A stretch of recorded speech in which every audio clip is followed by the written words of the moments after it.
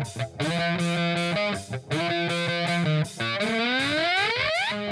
following podcast is scheduled for one fall with no time limit. Super hot fire! The greatest spectacle in podcast entertainment, Mr. Mania.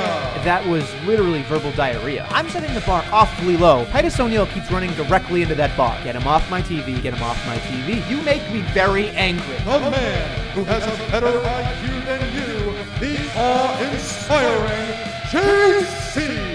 You should go work for WWE because you'd be so up far up Vince's butt. No. Oh, you are such a sucker. You You defend everything, all the bad moves they make. This is the Jobber Knocker Podcast. Ladies and gentlemen, welcome to another edition of the Jobber Knocker Podcast. As always, I'm Nestlemania. Alongside for the ride is JC. We have finally gotten through, so much. You know what? A lot of wrestling. I am wrestled out for the most part. Oh, yeah. But you know what? We got one final stand here on the podcast because that WrestleMania was super hot fire. Pew, pew, pew. Best one in a long time. Long time. Start to finish, overall, that show was great. Little fatigue at the end, one big dud, which we'll get to in my opinion.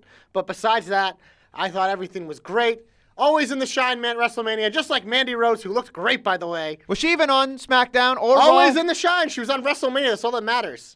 Unbelievable. Yeah. Unbelievable. All right, so let's get into WrestleMania very quickly. Do you want to start with big stuff or just go from start to finish? It's up to you. I mean, for me, I'm looking at it like it might be easier to just go through. Do you want JC to do a quick pre-show recap? Go for it. Tony Nese wins the title. Who cares? Carmella wins, and whoa, where did that come from? Mandy looked great, as I said. Ember Moon is back. Fantastic. Happy to see it. Kurt Hawkins ends the streak. That was a great highlight on the pre-show. I thought the part they put on USA was great. It was nice to see them win. Even as a revival stand, it was great to see Ryder and Hawkins get their moment, end the streak. And then we get to the main event of the pre-show. Monday Night Raw actually wins the match, has a WrestleMania moment. Colin Jost, once again, one of the top heels in the company, comes out in an ODB Browns jersey in New York. Absolutely fantastic. I thought this match was fun. It was. I thought the pre-show overall was fun. It was good. It was a nice kickoff to WrestleMania. Absolutely. And I have to preface this with I watched WrestleMania with, of course, JC, so we may have similar thoughts, which is unfortunate. We won't. Our boy Ben, who was definitely very vocal. Actually, a great addition was the Joe Stopper. Joe Stopper, baby. Joe Stopper was there. We had a lot of fun. And, of course, Derek Simonetti. We can't have a pay-per-view party without Derek Simonetti. And so there was a lot going on, a lot of ruckusing and all that stuff. Now, very quickly, I will throw in things that happen, if they do happen, during a match that we all kind of laughed at. One thing that I have to say that it was making all of us giggle was that at one point Josh said, none of these people matter. And systematically, every one of his favorites got eliminated. It was like, I can tell you what happened. I literally said, Breeze, I was like, now they're going to throw out all the people that don't matter. Literally, it goes, Tyler Breeze, EC3, Shelton Benjamin. I almost went home. I was so mad because it was like, I was someone who was so proud. I'm walking to go outside, and I walked right into the screen glass. Knocked on my ass. Oh, that was depressing. We were howling. I forgot about that. Honestly, it was literally my three favorites. That was our WrestleMania moment up to that point because we were laughing so fucking hard, and there's not much more vindication you can get after just years and years listening to Josh saying how great these guys are, and then just boom over the top rope they go. Granted, they are great, but it was just so freaking funny. Oh God. Yeah. But you rooting for Mandy was fun.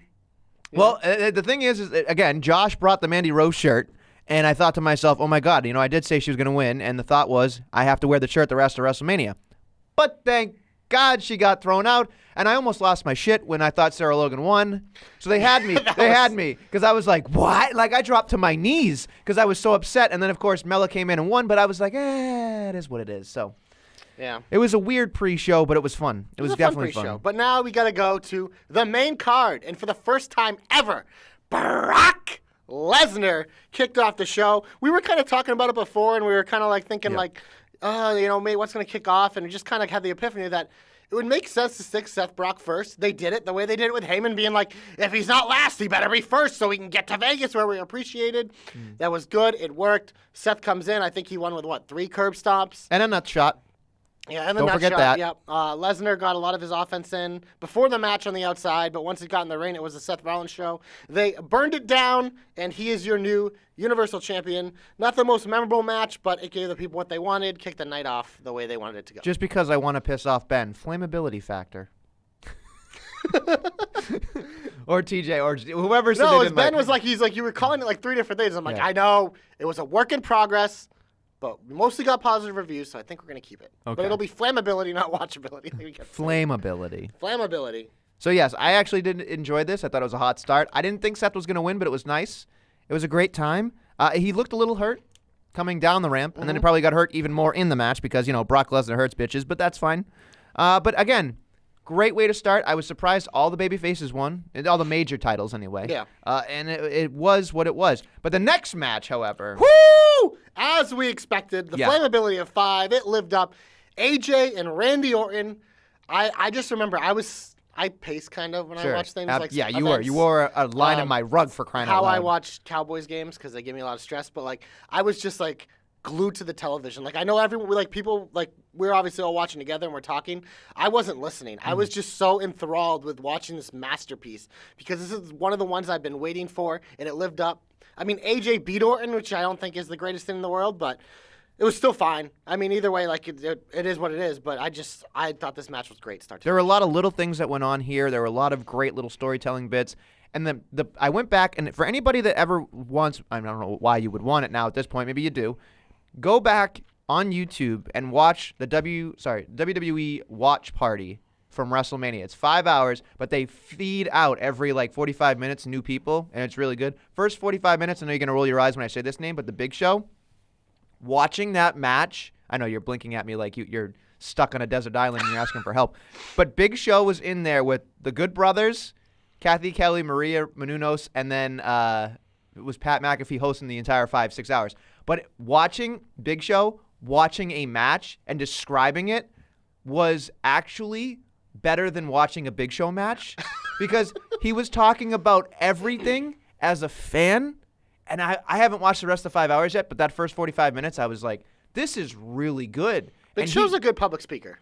But he was so eloquent about how great Randy Orton is and why. And he was just touching on certain things. And then he was talking about AJ Styles. And then, of course, you have the Good Brothers on the other side being like, yeah, he's all right. Like, they were fucking with him the whole time. But it was so great. And they're like, hey, get him, Brother Allen. And they're like, who the fuck is Allen? Whatever, because that's his first name. But it was just watching that makes you feel even more excited about WrestleMania. So, again, throw that in there because there's a lot of good stuff in there. So probably, well, I mean, you did kind of get me with Kathy Kelly and Maria Menounos in the same room.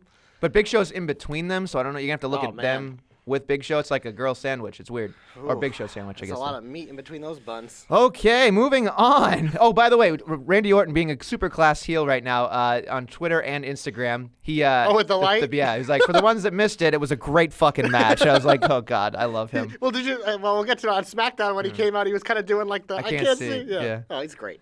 All right. Great. Up next, we have the tag Fatal 4-Way. The Ben Lockhart match. The Ben Ben Lockhart Open. The Memorial Battle Royal. No, you're not dead. Not to us yet. I mean, the Usos won the finisher frenzy. Fun match. Yeah. It was weird, though, to me, because I was like, it was very hard-hitting, which I kind of expected with Sheamus in there, and Cesaro, too, but just watching... And Rusev and Nakamura are more physical style. Sure, but then you can have the Usos, and you're like, okay, they're more finesse, they're more, fly, but just, it was a very hard-hitting match, and Again, it was exactly what you expected it to be. It was longer than I thought, which was great. Because I didn't expect, when I'm looking at all these matches, I'm thinking, okay, women's tag, probably not very long. This was not supposed to be very long. Rey and Samoa, as we talk later, not very long. But it was just there's certain things where you're like, okay, that's what it was. This was actually a pleasant surprise. Yeah. So. Fun match. Is what frenzy. It is.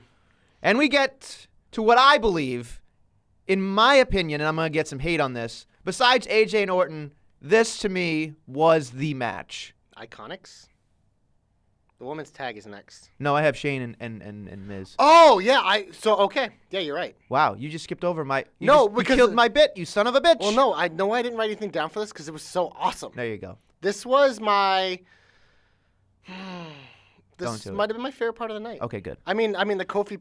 It's tough. This and Kofi. Kofi had the moment. 1A and 1B. Kofi had the moment. Yeah, but that match was good too. Yeah, it was. But this was like start to finish. It had me. It was just like even more than AJ Orton. Like I was glued. And as they were slowly climbing that scaffolding, I was like, holy fuck. The Miz is literally changing before our eyes because old Miz would never do this. No. Old Miz is the safest motherfucker on the planet. Now Miz is doing the most dangerous spot in the card. I can't wait for him to do more stunts during his B-rated movies. This was awesome. It really was. It was. It was a lot of fun. It's the best. It really was great. And I'm not even mad that Shane won because the way they did it, it's like Miz did the damage, but the shit-eating shit won. Yeah? It was great. Here comes the money. We were Indeed. all night we were talking about what can Shane jump off? Yeah, exactly. Where can we go? And then finally we see that we're like, well, we got it. Now what's it going to be? And it's a Miz superplex. Yeah, I was surprised Miz took the bump, like you said. I'm very happy with the entire match. I even enjoyed George getting involved. We have like the greatest meme thing to go now with him, the two hands up. We actually put one out on Jobberknocker where he's a cowardly lion. Check that out. It's hilarious. Anyway, but look, there's so much about that match that just keeps going and keeps going. But it made The Miz, which is great. We didn't hear from him. We're not going to see him. Maybe see him after the Superstar Shakeup. And then the thing is it will, like, what did I say when it ended? It's going to continue. Which way does it go? Yeah. But I'm assuming he's going to take some paternity leave here. Well, she's not even close to No, I know, but just like get a little break here. Oh, I think maybe. it makes sense. Then he can kind of sell the injury. Sure. And then it kind of gives a breather between immediately going back to Miz Shane. We kind of get a breather before we go back to it. I would hope they kind of make it. But who knows? He could to pop up on Raw SummerSlam. next week and be on a new show. So. That's what I don't want. I don't want them to be like, I'm gonna feud with Triple H and Stephanie because they're McMahons. Well, it's like that's what I don't want. The thing now is like the McMahons are on all the shows allegedly. Right. But who knows? Well, I think we'll get more clarity on this stuff next week. But it's a little bit of a. It is. It's all over the damn place. But it was Yeah. a great moment, a great match, and I enjoyed it. So I gave it 4 flames. Underrated. It should have been a full 5 flames in flammability. Wow. That's what it was. Wow. All right. Next. Iconic. The surprise of the night. Probably the biggest surprise of the night, right? I think this was the biggest surprise one of the night because, I mean, we all love the Iconics. We thought it'd be cool if they won, but if you were to rank teams most likely to win in this match, they'd probably be 4th. Mm-hmm. But they picked up the win. The way they did it was perfect by stealing the victory. It's how they should win. And now we're going to have Iconic promos till the end of time, baby. If the old dudes from the Muppets could be tag team champions, this is what they'd be. Mm-hmm. And I was so excited because I said on this podcast last week during predictions, this is the one I wanted to win, but I knew that they weren't, and I should have gone with my gut because then I actually would have won predictions. Yeah, you picked Natty. Well, but here's the thing. I thought to myself, here's Natty. Her dad's getting inducted. Tag team. Like, there was a logic to my decision. Clearly, it went out the window because Iconic won. But my logic was Beth Phoenix ain't sticking around, so they ain't winning. Well, again, these things could happen where you just lose the championship the next night. Doesn't matter to me. Just have that moment. But anyway, very well done. Iconics definitely deserve it. They're the only real. Well, I'm going to tread backwards. In my opinion, I think they're the best women's tag team. Yes, they're the most natural. Yes, out of everybody in that match. Longest they've been together 13 years. Yeah. So it's one of those. So for me, I'm looking at it going, yes, that'd be great. Okay, here we go, baby. Here we go. This 5. This match was probably overall the top match moment, everything of the night. This was the pinnacle of WrestleMania. Kofi fucking Kingston is your new WWE champion. If I said to you 1 year ago today, Kofi Kingston would be the WWE champion, you'd be like, what the fuck, are you high? Yeah. But he is. And the way they did it was amazing. They capped off the storybook ending with a great match, a great story. His celebration with the New Day and his kids in the ring. Oh, his kid is was money. Fucking awesome. His kid's adorable. This Both was of them awesome. Are. Yeah. This was what you look for. This is something we will never forget. Nope. This will go in the annals of WrestleMania history. The what? The annals. I can never say that word right. Annals. Deal with it. Yeah, annals. Well, we know what Josh likes to do. Anyway, it was an amazing matchup. It was an amazing moment, like you said. I was ecstatic that it happened. I'm glad they didn't pull the rug out from under us. And it was, you could just see, again, watch party, there's a clip. Go back and watch it if you haven't seen it on Twitter. The minute Kofi Kingston wins, Montez Ford, the Street Profits in general, and not Bella, what's her name? Bianca Belair. Yeah, Bianca Belair. they're sitting there. They jump completely out of their seat, and they break down. Oh, yeah. And it was just so, like, just thinking about it now gives me the goosebumps, you know? And knowing that he's the first, and everybody's like, oh, we're going to forget about, you know, Mark Henry. We're going to forget about, like, no, we're not forgetting about Booker T and Mark Henry. No, we're not. We're saying those are world heavyweight champions. This is the WWE champion. Yeah. And it you're hasn't like, happened. It hasn't happened, folks. A Fact, not WWE opinion. champion has never been an African-American. And it was so important for that moment. But it was important, as Kofi said on ESPN, when I watched him on ESPN the next day, he goes, yeah, it's a cultural thing. But, yes, absolutely. But he said, but then there's another layer in which you can see my 11-year journey. And he goes, it doesn't matter the color of my skin on that one, because anybody can feel that moment knowing that you may never get it and it passes you by, and I'm lucky enough to grab it before it leaves. And I was like, that's great. Like, that was what he needed to do. That's what he needed. I thought that even the things that, like, you could already kind of predict it already happening, with you could see the belt behind the belt. And then, of course, WWE Shop already gave out the championship T-shirt before it happened. It was just like, none of that really matters, because it was such an amazing moment. And you could tell the jubilation, the celebration, and all of that, what it meant to everyone. Not just the color of your skin, not just because you've been, you know, spit on or never thought of as a A+ player or an A++ player, you know, with extra credit, as Big E said. You know, it's just like, that was that moment where you looked at it and thought, this is a moment in which you will say, you know where you were when it occurred. And those are the moments that you remember the rest of your life, and you will know that this will be something that's replayed at WrestleMania 65, 30 years from now. Spoiler alert. 2019 Knocker Awards, Moment of the Year. Goes Kingston. Yeah. Don't even bother. You can write that in Sharpie now. Permanent marker. Over. Much like the next match, which was over in 55 seconds. What a segue. Samoa Joe squashes Rey Mysterio. I thought this was great. This is all it needed to be. Mysterio's injured anyways. They talked about his son being there, and he wasn't. So it's like, Joe's going to choke this motherfucker out. And you know who needed this? Samoa Joe. Because now you've built a dominant, unstoppable heel mid-card champion, which I think presents a lot of opportunity. I think he's actually going to flip to Raw if we want to talk about the Superstar Shakeup. I think him and Finny Boy are whoop. And I think, got the nice tease on SmackDown with Braun. There's a lot of ways you can go with Samoa Joe. This was big. It's not going to hurt Mysterio because he's going to booyaka next time he comes out. People are going to love it. It's not going to matter. But this was all about Samoa Joe and establishing him as a dominant force he needed to be. Kudos to Joe to hitting the exact 1 minute mark on the chokeout decision. Mm-hmm. A 1 minute. They were like, Joe, you've got 1 minute out there. He goes, got it, boss. And then just fucking choked out at exactly 1 minute. I loved it. I thought that was great. Yep. I loved it. Mm-hmm. I want Samoa Joe.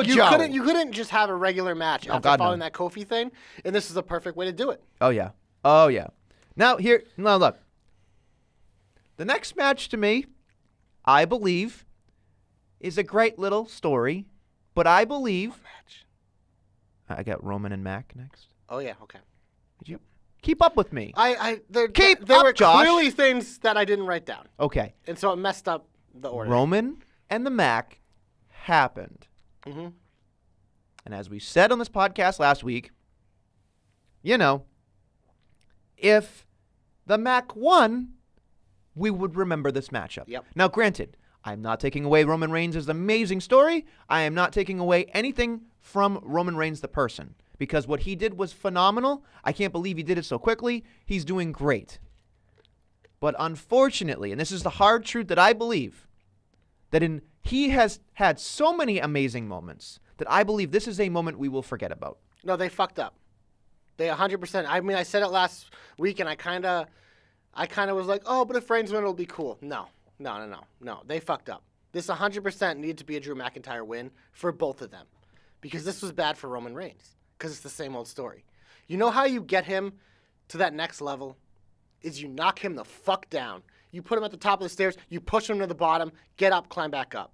And you know what? You built this guy in McIntyre who has been fucking dominant. And it would have been great to have him go over, because then he carries that momentum to wherever he goes next, which who knows at this point, because he wasn't even on his own show. He was on a different show. But with Reigns now, it's just like, there's a reason why they didn't put him on Monday or Tuesday, because they knew he was going to get booed in front of that crowd. Mm-hmm. They fucked up. They fucked up. McIntyre should have won this. This was their big booking fuck up of the night. It really bothered me because I think this was a faux pas, as you said. But Fucked up. I think that we're gonna get that ebb and flow throughout the rest of the show, where it's like great, bad, great, bad, great, bad for certain things. But the next thing, however, Hello, I am Elias. I mean, he played with himself. I mean, how the hell did he do that? I mean, on he had screen, a threesome on TV. in the ring, and on video, Yeah. he played with himself. Yeah, that's pretty- Unbelievable. The manipulation that man has with his hands. Unbelievable. And then he got interrupted by Babe Ruth. Hey, you know what? There's a meme out there that basically speaks to how I feel. It's a kid going, "Why are you crying, Daddy?" And it says, "Daddy, ... because the doctor's back and he's in." Yeah, And I was just like, yep, this is it. I don't care that he looks like Ernest P. Worrell. Yeah, but he had the hat on, which oh my helped. God, he looked like. Word life, baby. I mean, I cannot overstate how much that meant to me. I mean, I cannot speak right now because of how much this meant to me. I'm going to pause this moment. I'm going to let you talk. Well, I mean, there's literally, like, we all felt the same way. It was perfect. It was what we needed. It was what we wanted. It's all we needed from the doctor. And he didn't attitude adjust Elias. He fucked him up. F you, Elias. It was perfect. Perfect. That's it. I got nothing else. From one great, amazing ascension to one amazing descension into the ring as Batista falls into the ring, which I still think, by the way. So when I rewatched it, I was He like, did it on I think he purpose. did it on purpose. 'Cause Absolutely did it on was purpose. so unnatural. Yep. But whatever. It was whatever. So this match, so literally when he came out and the first spot was like them knocking over a toolbox, I literally said, I'm like, he better fucking pull out that nose ring. And I was like, no. And we got it. And up until that point, I was like, okay, I can live with this. But from after the nose ring pluck to the end of the match, it fucking sucked. And this is where it hit me and was like, all right, I'm done. Mm-hmm. I got picked up after this, but like this, I was just like, our boy Cap said it perfectly. He's like, Triple H is that movie director who likes doing 3-hour movies when it could be done in half the time. Yeah. It's so true because that match felt like the longest match of the night. I don't know. Oh, it was. I think it was longer than the main event. Which is like you have all these great athletes and you take the two oldest motherfuckers on the card, one of them coming off a major injury, one guy who hasn't wrestled in, 3 or 4 years, and you're giving them the longest match of the night. You're dumb. Yeah. Like, you're fucking stupid. Thank God Batista retired. I appreciated his effort. He did okay. It's a bummer, but I was more excited for this match than I should have been.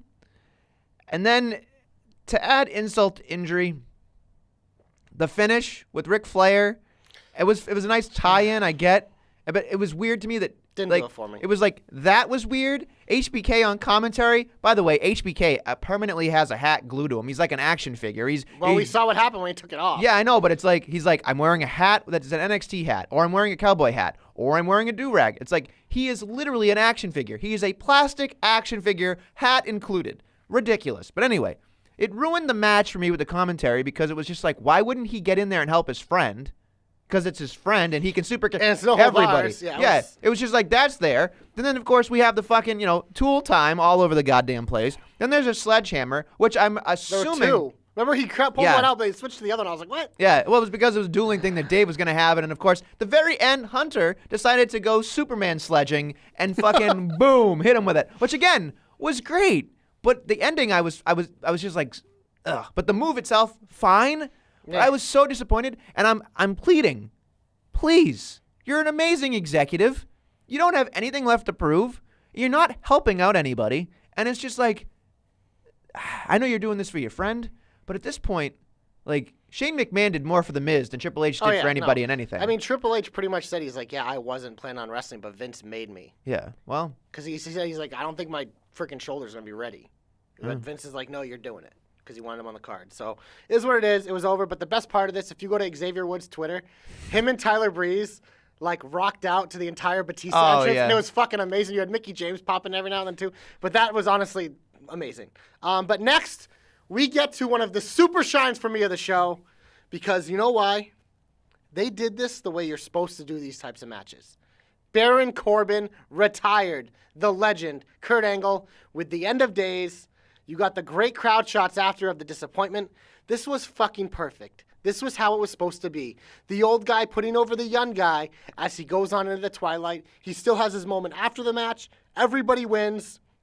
Now Corbin can go on with his 80,000 monikers. He can add, I retired Kurt Angle, and I am an honorary gold medalist. It just, everything about this was perfect. It wasn't long because it didn't need it to be, but this, fantastic. Loved it. Flawless. Flawless victory. Flawless. You want to talk about the next thing? Because I think you're going to be excited about this as well. What was the next thing? It's Finn. Oh, the demon. You have nothing to say about Corbin Angle?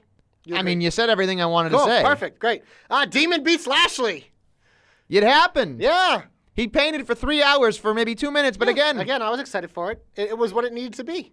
I love that he had to jump down from the platform to hit his time, to hit the fucking ha. Like, I was just like, he could have blown out a knee, but that to me was like a gold star moment for me where I just dedication. Like, I gotta fucking hit this ha. Like, it was great. Yeah, like it would have been funnier if he had jumped off the platform and done this, and then landed and then did it again. Like, that would have been amazing. But again, it was fine. The match was fine. Of course, we knew that the Intercontinental Championship was going to be there. It was what it was. Moving on to the main event, right? Well, you missed the dance break. It happened. Oh yeah, the piss break. At 11:50, they did a dance break. Yep. Okay, now we're into the. We took a little break. Now we're into the main event. I liked very much so that they did the Charlotte helicopter thing, talking about her dad be showing up to wrestling matches in a helicopter, and it was very nice. It was amazing. I'm sure they filmed it on Friday night or whatever, just because you could tell the parking lot was empty. But whatever. Little things like that bother me, but it still was a very cool moment for sure. Very, very cool. The Joan Jett thing was good. The Joan Jett thing was weird to me that Becky didn't get anything. But she got the 2 titles. Right, Becky 2 belts. How do we always book those things? The people losing get the entrances. Oh yeah. The person winning gets the Becky 2 belts, which they're calling it belts, which is great. Right. I did enjoy you chopped like a bitch and then chopped in the face. Like that was. I enjoyed that moment. There are a couple of things in there, like the Spanish Fly. I love that they actually called it the Spanish Fly. There's a lot of amazing. That was a whoa moment. Yeah. In a match where this match was the ultimate casualty of it's fucking past midnight and on the East Coast here, and we're exhausted, but it was still, I guarantee if you watch that by itself, it'd still be fine. Sure. The finish created controversy, which is something WWE always likes to do. I don't think we're ever going to know anytime soon whether that was actually a mistake or on purpose. There's the rumor Vince fined the refs, blah, yada, yada. But again, let me put it this way to you people. Boy. If they're going, this is the most important match of their year, the entire year. You think that referee doesn't know what the fuck he's supposed to do at the end? So he probably should have stopped counting about the shoulder, where from his angle, he probably couldn't see it.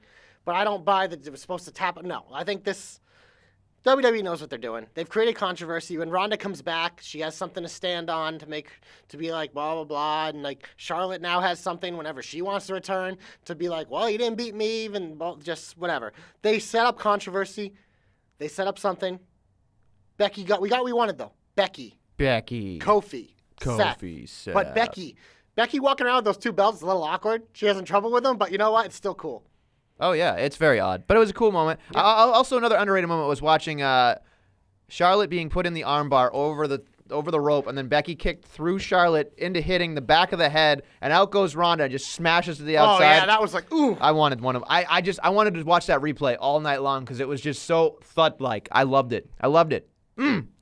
It was very odd to me that it felt like it just, the minute she won, it was like pyro fucking celebration, but it wasn't like a memorable Daniel Bryan celebration where she got to pose and like did everything. It was just like, all right, let's speed it up. Let's get it home. We're already over. We're over. Right? Yeah. And it just felt like I'm sure they were in the moment, but I felt like they did her a disservice because as much as the moment was needed for Becky because of how historical the moment was, I felt like the Kofi celebration was so much better because of where it was in the show. Yeah. But if you had switched them, it felt like the Kofi one, the way it played out, would have been the end of the night, and the way Becky was perceived as a celebration would have been somewhere in the middle of the show. So for me, that did both of them, well, not so much Kofi, but it did a disservice for Becky because you're not going to kill that rolling train anyway, but I felt like she deserved a little bit more, so it was kind of like a meh. She got her time on Monday and Tuesday. Oh, yeah, sure. All right, so that wraps up WrestleMania. We'll get to NXT in the finish,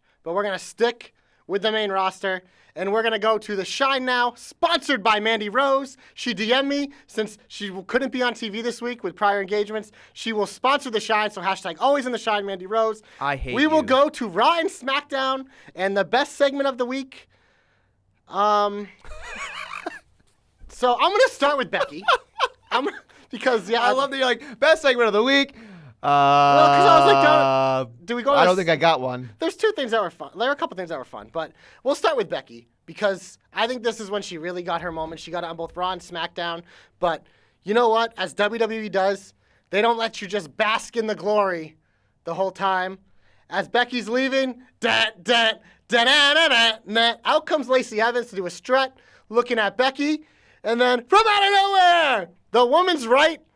Barely does anything to Becky on Monday. Meanwhile, it killed her on Tuesday. I know, right? Someone was like, But sell hey, it. Lacey Evans, finally, an NXT call-up. Actually, she's been the one most prevalent on our TV, most consistently used, but she hasn't done anything physical. So you know what she did? She went straight to the top. And I don't know if you saw this. I retweeted it. Her Photoshop, putting the poop emoji on Becky's face, saying like, nasty. Just great. I love everything about this character. I think this character's fun, and I'm excited and curious to see how they do this with Lacey. She's immediately feuding with Becky, but as Becky said on SmackDown in her promo that she's going to be doing double duty. Lacey's going to be drafted to one of these two shows, and I think Becky's going to be in two feuds at once, which is something interesting. We haven't seen it in a while. I believe was the last person to do it. Was that Seth when he had both singles titles? But it was on the same show, so I mean. Yeah, but this will be Becky's, at least for the time being, will be on Raw and SmackDown. It appears like Lacey will be first up for one of those, which I think is exciting. Their brawl was actually, I thought, was really good.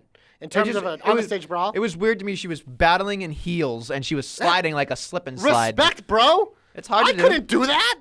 I don't know anyone who could do that. That was impressive. Josh walks around with high heels on carpet, but not on a ramp. I don't even think I could walk on. I think if I put them on, I'd fall. Didn't you say on this podcast that you did try on high heels once? Because you were drunk? So, yeah, my ex made me they were too small, and I fell. Yeah, happens. But yeah, true story. All right, moving on. What else did you enjoy? Because to me, I think there's more of a laundry list of stuff that you probably didn't enjoy. I mean, I thought the kickoff segment with Rollins and Kofi, again, another cool moment. It was that. You're right. Big E splitting was an amazing moment. That was fucking amazing. He took away the moment from the two champions by splitting. Yeah, that was great. Big E deserves it. Big E's the fucking man. Kofi is amazing on his own, but he's so much better with Big E and Xavier, and they were fighting for him. I thought this kickoff promo was fun, and then they set up it's going to turn into something worse. But at least for this segment, the tease and making you wait for the main event and watch the whole show was extremely effective and interesting because we were all like, oh, fuck, they're really going to take this off Kofi right now. Mm-hmm. It's going to be over just like that. They know what they're doing. But, so in terms of the opening segment, I thought it was well done. Yeah, I agree, but I think later I'm going to lose my mind. We're not talking about later yet. All right, listen, for me, I thought watching Kurt Angle come out, Baron Corbin come out and say those things and then, great promo. It was amazing, thunderous promo. Great. And it continues to do great work. And I think that it's important to really stress that everybody's like, I don't get it. I don't get it. To take it from someone that hated Baron Corbin. Mm-hmm. Take it from someone that thought that skullet-looking, Metallica-wearing piece of trash who couldn't fake punch because he could really punch because he's a Golden Gloves and has blocked me on Twitter. I still have to have a 180-degree turn because I can't not enjoy what he does. He's so good. He's the only, in my opinion, he's the only full-fledged boomy heel. Him and Colin Jost. Well, no longer. But yeah, I mean, R.I.P. Colin Jost. But there's something about Baron Corbin that's just he looks like a manager at TGI Fridays. We know that. But he's been given so much where I just look at him and go, slowly, he's being built. Slowly. And Danny, thank God, I know Danny out there thank God he didn't crap himself on Sunday because Kurt Angle didn't kick out of the end of days. This was my, oh my God, I'm scared moment. Yeah. Right when I saw the end of days start, I was like, oh my God. I almost couldn't watch. I was shaking for those 3 seconds. Yeah. It's one of those moments where you actually thought about God, how are we going to cover this? If it kicks out, it's I would have laughed. It would have been a different story. But again, they did that off. perfectly. I thought this was done. Of course, Angle got his comeuppance. He came out and did his thing. Yeah. But you know what? They immediately released it because the Freak has arrived. Lord Sullivan.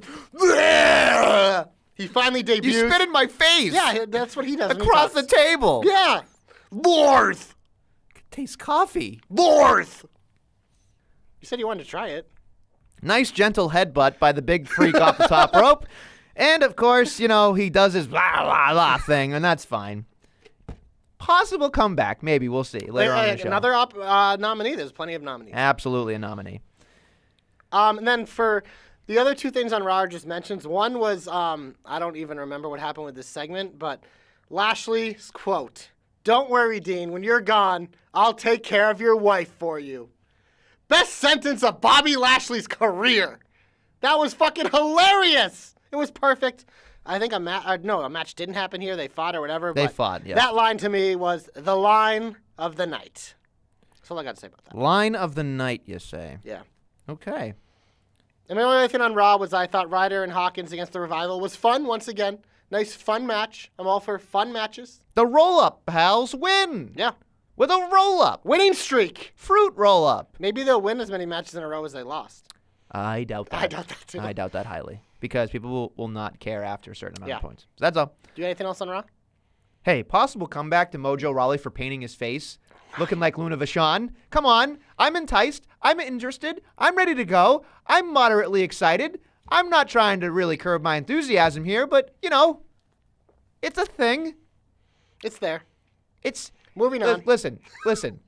It's like brushing up against somebody, and you're like, it could be better than not, brushing up against somebody. It is what it is. It's it's a thing you're excited about, kind of maybe. It is. I think excited might be strong. It's a thing that's there and it's happening, and we'll see. Yeah. All right, moving on. Anything else on Raw? I enjoyed Sami Zayn's Yes, promo. I yes. thought that was great. It was, because he did. That's what it was. Yeah. He fought Balor. He lost. And then it was weird because he's as a mic. And it was a very, Sami Zayn got a lot of time. Oh, yeah. They are investing in him, which I think is great because he's always, you look at him and he's like, this isn't a guy that Vince isn't going to want to invest in. But I think some of the stuff he did with Kevin Owens toward the end when he got hurt, it kind of woke Vince up and they committed to it because this was while he came back like the babyface, wrestled as the babyface. But then, that promo, it was true serum, baby. I like that he went after people like, I don't go on Twitter. It's like he just went after everybody and everything. Yeah. And it was just like, I just don't like you. And it was just like, great. I hate that he does the fucking, the wiggle a little bit too much for me now. I would just rather him, start to wiggle and be like, nah. Well, he's got a little bit of a wiggle and a jiggle now. Yeah, I know. Got that rocking the dad bod. And now this part of me, Sami Zayn, who the fuck thought that haircut was a good idea? Oh, boy. He looks like, I don't know, just not whatever. But if he's a heel, so I guess it works. But haircut. You're not supposed to like him, Josh, and that's what they're doing. You I don't know, like it's- anything about this No, man. I like the haircut to me was just like, that's what you went with. Okay. I can. Did you want him to come back looking like he had long hair? I don't know. What did you want from? What did you not picture? that. Anything else? Have dreads. Have green dreads. I don't care. Yeah, that made Jose. You know how real many relevant. times No Way Jose's been on TV relevant. since he did that? Almost every week. You know how many times he was on TV before he did that? Not at all. So He's check mark. still not on success. TV. He's been on TV every week. Not this week. Yeah, he was on hasn't been. WrestleMania, dumbass. He had a chance on 2 shows and a Superstar Shakeup happening next week to come out and do a conga line. And guess what happened? Nope. Yeah, he was on the same amount of time as Roman Reigns and Charlotte Flair. I think he's doing okay. What? Yeah, Roman Reigns and Charlotte Flair weren't on Raw and SmackDown either. They must be useless. They were only on WrestleMania like No Way Jose. But the amount of time. Get out. You're on. You're on. No, you're on. You're on. It's No. okay. Where's the button? It's dying a slow death somewhere. What else? Anything else on Raw? Or are we going to SmackDown? No. You got nothing else. Iconic! My favorite part of SmackDown was the iconic title match. Jobber alert. Yes, exactly. The Brooklyn Bells. I love this because they're playing off we weren't going to be fighting champions, and I was like, it better be jobbers. They better do this every week. Oh, Defend yeah. the titles every week against little jobbers. Every great. single week. Yep. Every week. It was Please. their promo was fantastic. It was the greatest hits of the Iconics. Their in-ring chemistry and work is just that extra little bit of It's not just a wrestling match, it's a show. And that's why I love them. Fantastic. Okay, and I don't disagree. I hope that jobbers happen more often. We've talked in this podcast that when a jobber match occurs, it makes it different. And guess what? You build up those W's so when the losses happen, Well, they it also actually matter. highlights your stars set. So then when they have like matches against like other stars, like you're familiar with what they're doing. Yeah, absolutely. Something else that I really enjoyed was the Hardys beating the Usos. I thought that was a great little thing. I thought we were going to get it at WrestleMania. I did not expect it to happen, let alone that I thought the Usos were going to hold on to those championships forever anyway. I didn't because I think they're going to Raw. Okay, maybe they are. But the thing is having the Hardys be the SmackDown Tag Team Champions, and our boy Ray Ray's like, I don't get it. They're past their prime. It doesn't matter. But listen, I would much rather watch an out-of-prime Hardy boy contingent plan there than having any random two guys thrown together that I don't care about. At least, we know that the Hardy Boys as a tag team can do 50% of the work, and a 50% Jeff Hardy and a 50% Matt Hardy will work 100% better than a singles run for either at this point. So you know what? I'm in on it, and I'm very excited about it. So Ray, shut your damn filthy mouth. No, yeah, I think this was the right decision because, like I said, I fully believe the Usos are being flipped to Raw to try to really make that division legit. I think they might send the Revival to SmackDown. I think there'd be a better fit there, and them and the Hardys could be a really good feud. But yeah, no, I thought this decision was good too. The minute I saw it, I'm like, well, so they knew they were going to be changing these championships, but it was what they doing at WrestleMania, and they saved it for this, which I think SmackDown needed because, I mean, we just talked about the Iconics, but besides that, the only other thing I really enjoyed on the show was Braun interrupting Joe because it was something different and unexpected. Mm-hmm. I thought it was just like, I like these two guys together. I wouldn't mind seeing this. And it made me think, like, Joe's got to go to Raw. Because I feel like the people that they stuck on from SmackDown that went to Raw and the people that went from Raw to SmackDown are people that aren't going to flip. And it's more apt other people are. So I'm like, Joe to Raw makes a lot of sense for what they do if they flip those mid-card titles, which they like to do. So yeah, Braun interrupting Joe, I thought it was nice because I thought it was, originally I had written down like, no Braun on Raw was an interesting decision when you just got a momentum. Sure. But then we found out why. This week was a 5-hour one show as opposed to a 3 and 2. Next week is when we're splitting all the hair. Math is hard. Yeah. Math is so hard. Did you like anything else on SmackDown? No. Because I thought the rest was pretty much 32X. There was like fun stuff that happened, but like 2 6-man tags, and what were the other matches? 3 tag matches? Let's not talk about the 6-man Holla, holla, tag. holla! Teddy Long book SmackDown! All right, so on Raw, things happened that I wasn't really necessarily excited All about. right, we're going to the Heat then. Yes, we're in the Heat. Welcome to hell. This is the part that really just, it bothers me. What was your biggest heat of the week? What the fuck was that puppet? Bray Wyatt. I know. I liked it.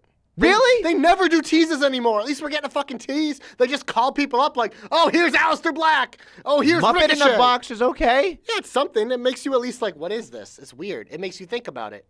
That was It looked like when I grew up watching wrestling. I loved these little vignettes that just build up from you. You didn't know what the fuck they were, and you could speculate. We know it's Bray Wyatt, but it looks like Gobbledygooker was left in a freezer, and they took him out of a goddamn box. He's like, "Rah." You know what? That's all it is. Whatever. Fine with it. Awful. I don't like it. Well, you're an idiot. Clearly. Yeah, well, we already knew that. What else did you not That's like your then? biggest heat of the week? I don't know. There's This plenty. week? There's plenty. I don't want to God. start with the 6-man because I don't want to get upset. Well, I'm starting off slowly. It's like a roller coaster. Click, click, click. Instead of just the biggest heat blowing of my the week, load right out of the gate. The biggest heat of the week is what happened in the main event of Raw. So, true story Yes. on this. Like, they do this match, and it was great for creating buzz, but there was plenty of ways they could have ended. Everyone wanted the Undisputed Era. I thought that was 0% chance of happening. I thought this was just going to end in some sort of schmoz, whether it was McIntyre or someone. It was just going to end. But instead, they don't just set the bar. They interrupt. I literally fell asleep during this main event because I was exhausted. I woke up, and it was a tag match with the bar, and I was like, what the fuck happened? So then I went on Twitter, and yeah, I read what happened, and I was like, that's fucking horrible. They thought that the night after Mania, when they're doing a champion versus championship match, they thought they could send out the bar and turn it into a tag team match, and the crowd wasn't going to turn on them. Are you fucking serious? Good Lord, that was bad. Bad, bad, mega bad. It's not good that they were chanting CM Punk, AEW, bullshit, and all sorts of other things. Doing the beach ball gimmick. Cesaro grabbed the beach ball, ripped it during the break, I believe, because I don't think they showed it on television. And it was just... I think it was one of those things where it's like, haha, we gave you everything you want, but we're going to fuck you. We're going to fuck you real good in the main event. You know, that's what it was. I just thought it would be a good idea because they're like, okay, we know how to get people to stay to the main event, but they didn't know how to, like, finish it. Sure. They're just like, oh, we'll just send out the bar. Oh, the bar who isn't even on that show? Yeah, okay. It's what it is, man. No damn sense. That was awful. Horrible. I agree. Horrible. Horrible, horrible, horrible. It was bad. It ruined a solid night where you had a lot of things happened.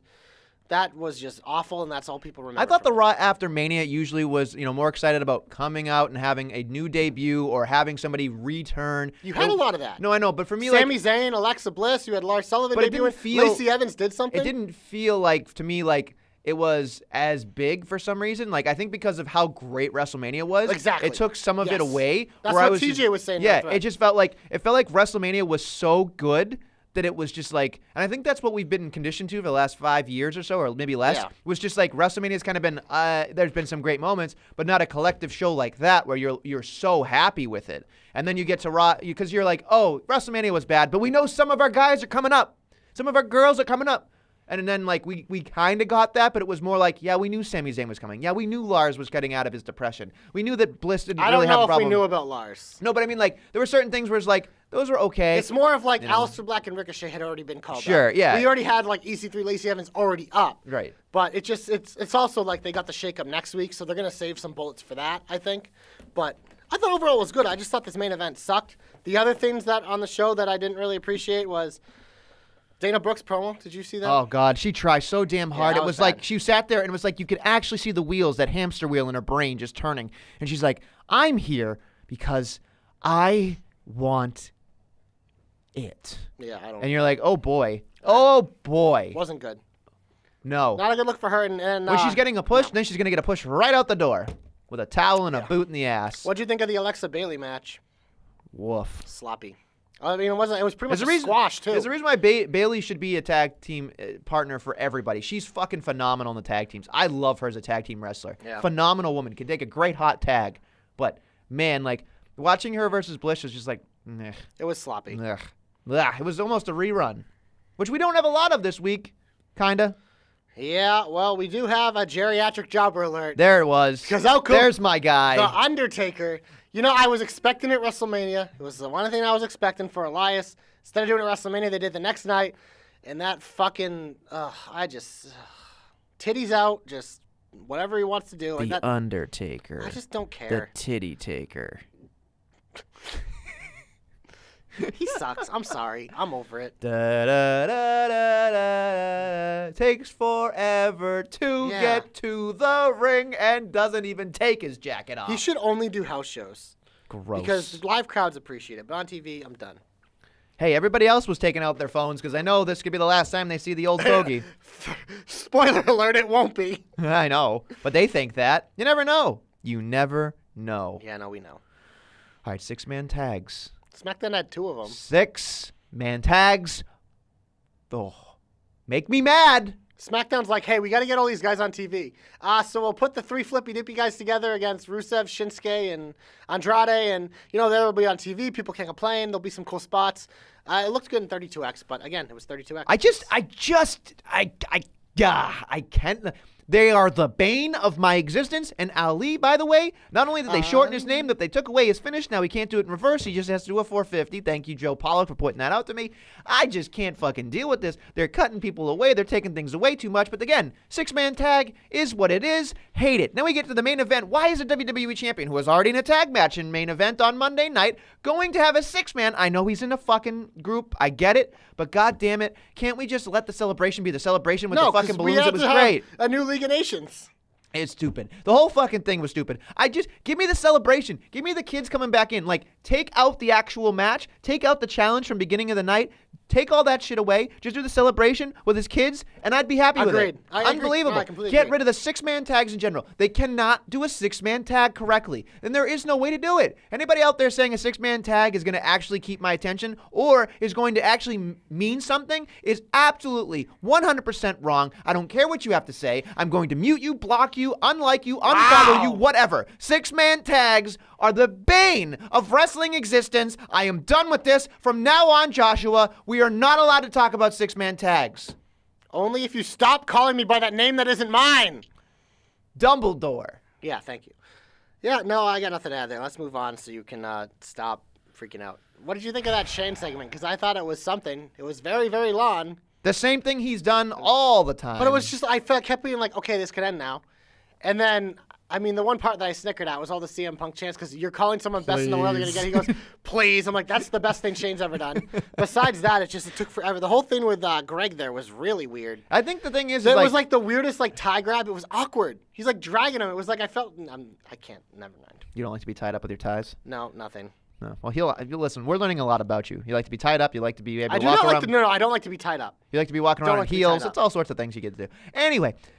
Look, there's so much. There's only so much heat you can get from actually attacking a ring announcer. So it's just like, okay, we've seen this before, and yes, we know you make him uncomfortable. This isn't prison, Shane. What are you going to do to him? You're not going to shank him. You're not going to do anything to him. You know, it's just like, and I don't necessarily see Shane as a threat physically to anybody, really. Like, he's like, boom, boom, boom, potato, potato, potato. But that's fine. It is funny that Shane throws potatoes and then calls Mr. Miz Potato Head. It's all sorts of things that are weird. But again, could have done without the entire segment. What I would have liked to see was that Miz do something in a couple of weeks, but have, Shane come out or do something like in Greenwich, Connecticut, or like do something where he's the best in the world, like portraying that he's the best in the world because he beat the Miz, but not so much the fact that it was just like, look at me. And it was definitely a missed opportunity. It was too long. It was awful. Awful. The only thing note I have is the Usos don't get an entrance and they lose. Who are they, the fucking Revival? Say yeah. Or ooh, so. Yeah, I mean, like I said, I think they're going to go to Raw. They'll probably get those straps pretty quickly. So. Yeah. That's all I got. You got anything else? I'm trying to look if there's any quick heat stuff real quickly. Oh, the Glorious People.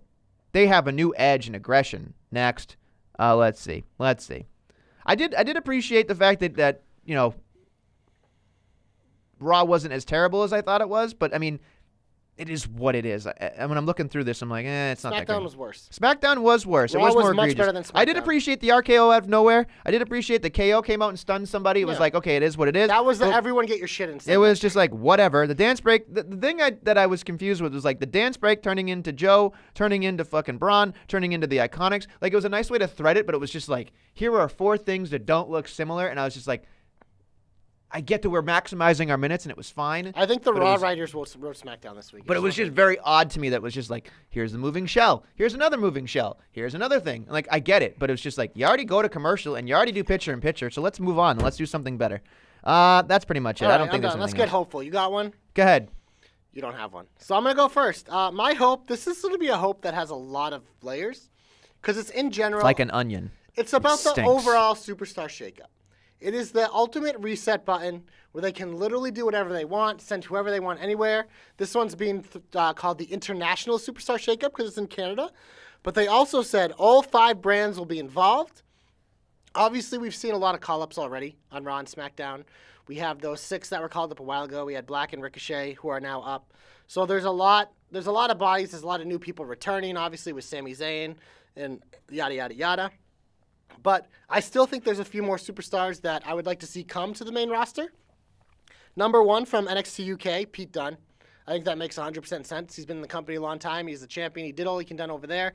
I think he'd be a good fit on Raw. It's time to get him over here and see how high he can go because I think he's a unique character, especially compared to what else they have. I think he can work with almost anyone. We also saw on SmackDown, which I thought was exciting, Paige watching the Iconics saying she had a tag team coming. Unless if it's some people we're completely not thinking about, I'm assuming it's the Sky Pirates. And I think they're going to be a fun tag team to have on the main roster because they're just so fucking likable and they're great in the ring.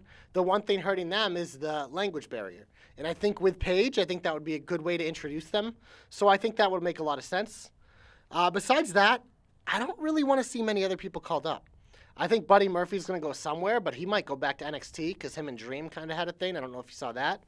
Yeah, But that was kind of weird. I think it's exciting with the moving and shaking. But one thing, other part of my hope for the Superstar Shakeup is, a lot of times they do these, and it's just really nonsensical.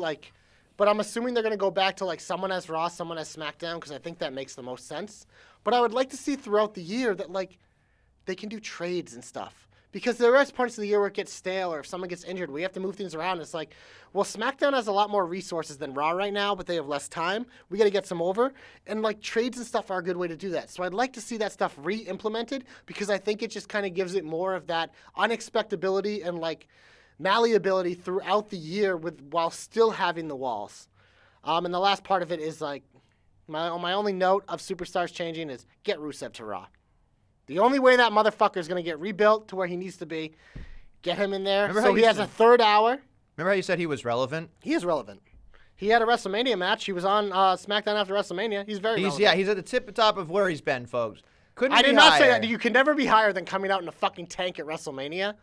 But if they get him to Raw, he can be rebuilt the way he needs to be because he will take advantage of the time that he gets. SmackDown, there just isn't enough room for him right now to be completely rebuilt. October, there's 3 hours apparently. We'll see what happens. Yeah, but that's with a that. long ways away. Not really Yeah, that that's far my away. overarching hope. A lot of different pieces. But yeah, there you go. So I had a couple of hopes. That's why I needed more time. I do. Here's my bad hope that I was gonna say. I was gonna say that because Mojo draws on his face, I thought putting him with Bray Wyatt as a tag team would be a good idea. Nope, that's a bad idea. Horrible idea. But here's my real hope. It took me a couple weeks. It's probably because Josh annoys me every week with doing it. JC annoys me with this every week, but I'm in on Lacey Evans. And I believe, here's what I want. Here's my hope. I still don't want Lacey Evans to wrestle. I want Lacey Evans in about a month and change to win Money in the Bank by doing absolutely nothing, not even wrestling. Now she holds the briefcase without really almost wrestling. And then she cashes in on a Becky Lynch without even wrestling and becomes either Raw or SmackDown Women's Champion. She is the champion who has never actually wrestled and won the championship. I think that would be amazing. She'd get thunderous boos. I think that's the way you make an incredible heel, and I think that would be an amazing, amazing job and an effort built where you've already been having her do a runway walk and showing a little bit of physicality. All it's going to take is her coming out the Money in the Bank and being like, nah, I'm good, wait, and then just climb up after punching somebody, grabbing the briefcase. And I think having her being a sassy Southern Belle, holding a briefcase is a nice little prop. And her when she wants to use it. And it's that night that Becky Two Belts has to defend against two people. And then the Money in the Bank contract happens. And I'm thinking to myself, boy, oh boy. Keep it going. She wins without even wrestling. That is my hope. Hashtag Nestle's hopes come true. Stop it. It's going to be amazing. I'm wonderful. Hey, you had a hope about Lacey Evans. That makes me happy. I think it's great. Oh, she's great. All right. Don't call it a comeback. He's been here never. Lars Sullivan. Lars Sullivan has finally debuted. I need a windshield. Jesus. I just drank some water to do that. God damn it. Yeah, Lars, obviously Joshua. there's the actual character that he's coming back, but also the real life story. With what he struggled with, he is able to come back with that and perform, which I think is exciting. So overall, total package, I give it to the man that will someday just be Lars, because Vince loves shortening names. Have a Larth bar. Larth bar. They got big plans for him, and yeah, I'm excited to where it could lead because he's a unique character. Yeah, that's a nice way of saying he's got real personality. He's someone who he can put in that Baron Corbin category. Never has to be cheered. Just true fucking heel. You want to get people over? You haven't faced that fucking. Just don't give him a foot God. fetish and let him punt a baby into the boy. crowd and we'll be all boy. set. Oh boy. Oh boy. That's what when I see him, I think of Snitsky. Yep. I can't help All right. it. Time for you to give your comeback. Unpause, as I talked about earlier, the Doctor of Thugonomics. I am so excited that it happened. I loved it. I mean, this man was one of my favorites going on. I am so happy that it happened, and it was I called it. That's the part that I was super excited about, where we're sitting there, and we're watching Elias. They do the baseball thing, and they say Babe Ruth. I looked at everybody, and I said, John Cena, because he's the Babe Ruth. And then I'm like, watch, it'll be Thugonomics. And I fell out of my chair. I was so excited, and I love the Doctor. I love it. And I'm telling you, it'll probably never happen again. It'll be like Sasquatch, but God damn it, did I enjoy it. I was so happy, and it was one of those moments where I was like, you know what? That's my WrestleMania moment. I don't care if anything else in this card actually exists. It did. It was amazing from top to bottom. Mania was great, but God, for me, this was a personal nugget of Nestle that I loved. This was it for me, and of just the harping of going back and listening to Thugonomics rap, listening to the, all the raps that he had, disses back and forth. So much fun. Threw nuts in the face of Elias saying his has a hairy bush. I just loved everything about it. And I just can't overstate that the importance of it, because John Cena backstage, they had an exclusive video afterwards, and he got out of the gimmick and started talking as John Cena again. He goes, I'm sorry, Kathy, I know this is weird watching a 42-year-old man look like this and talk like a normal human being. But he said, look, I didn't have a match on this card, and I've been challenging people for years to say, make me leave. And he goes, this is the first year where I wasn't needed. And he goes, they sold that place out just fine. And that made me love it even more, because he goes, I didn't have anything planned. I wrapped up a movie on Thursday. They came to me and said, this is what we want. Take it or leave it.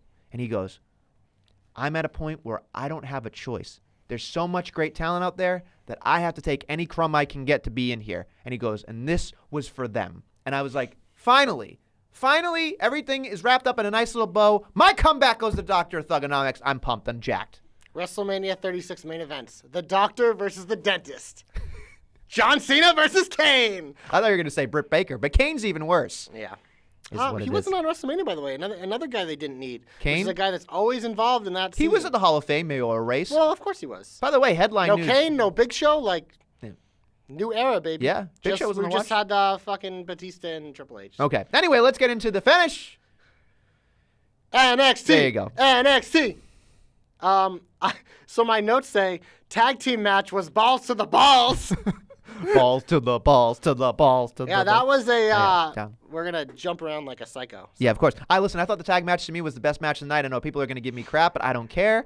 I loved that match. I loved the opening of it. I love everything about it. I thought the crowd was super hot. There's a reason why you put the best match on first, because it gets the crowd pumping and going and reason, and you can't even I can't even explain how great it is. It was fun, but it wasn't the best. I thought it was. I thought it really was. And Hansen, again, shows off with his great moves, his great agility, going tit for tat with, Ricochet was amazing. And it was Always. I love that stuff. And Hansen, of course, making Boston proud, making the New England area proud.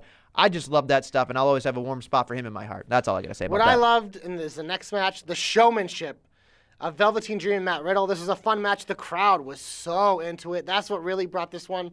Just made it even better than it actually was to me. It felt like that amazing. The Dream is just such a performer, and I thought the Riddle thing, it was his way of being showing that he can at least hang with these guys. It wasn't the best showing he could have had, but I thought it was a good decision to have Velveteen Dream win, even though I didn't expect it. That was a fun match too.